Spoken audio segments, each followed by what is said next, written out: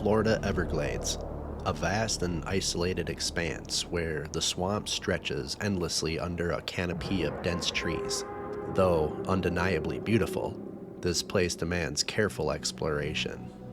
Greetings, I'm Dr. Emily Carter, a seasoned herpetologist specializing in invasive species, particularly the Burmese python, an apex predator which poses a significant threat to the delicate ecosystem of the Everglades. It was mid-afternoon in late September. My assistant Mark and I were cruising down the swampy rivers.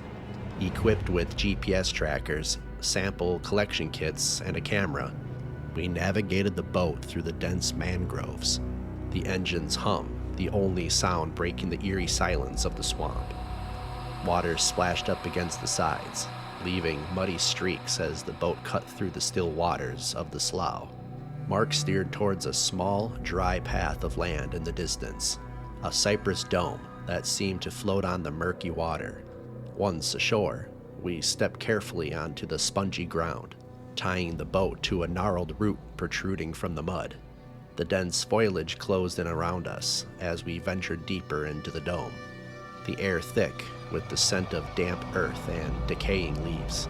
Each step forward brought a new sound, the snap of a twig, the rustle of unseen creatures, the distant call of a bird, each one adding to the growing sense of discomfort that settled over us like a heavy fog.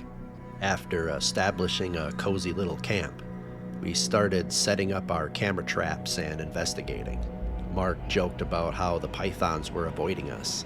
"You think these pythons are smarter than we give them credit for?" Mark asked, glancing around the swamp with a wary expression. "Maybe," I replied, half serious. "Or maybe they just know how to stay hidden. These creatures are masters of camouflage." As daylight faded, eerie, guttural chants floated from the swamp, setting my nerves on edge.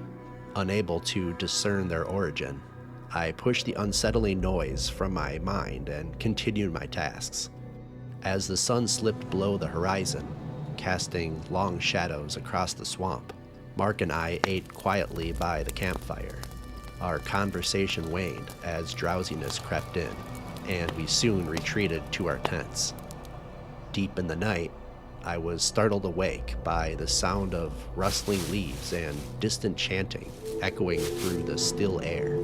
I sat up, heart pounding, trying to make sense of the eerie sounds that surrounded me. The campfire we had going earlier had died down to embers, casting haunting shadows that waved in the darkness. Fearing the worst, I reached for the flashlight beside my sleeping bag and switched it on, its beam cutting through the blackness. I called out for Mark, my voice trembling with apprehension, but there was no response.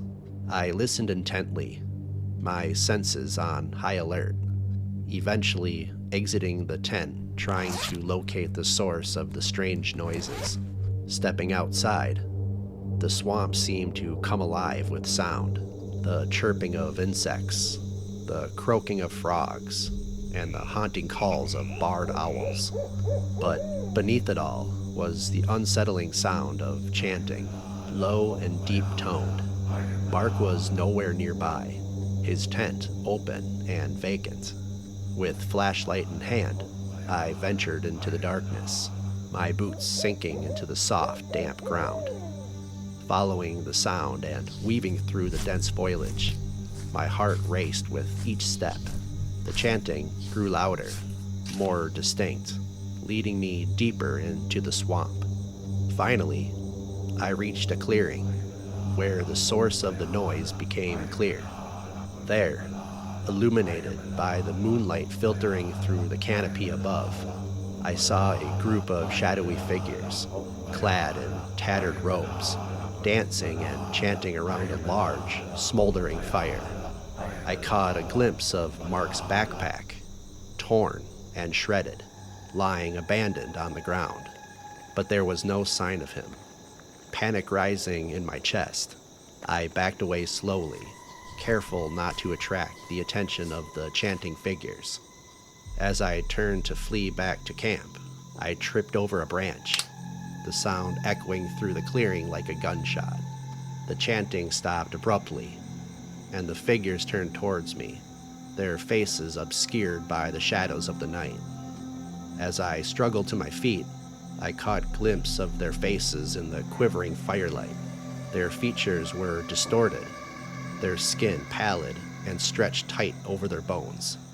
Their eyes glowed with an unnatural light, and their mouths twisted into cruel, inhuman grins. With a sinking feeling in the pit of my stomach, I realized that these were not ordinary people. Their limbs were too long, their movements too fluid. They seemed to flicker and shimmer in the firelight, as if they were not entirely solid. As they advanced towards me, their hands outstretched, I felt a wave of terror wash over me.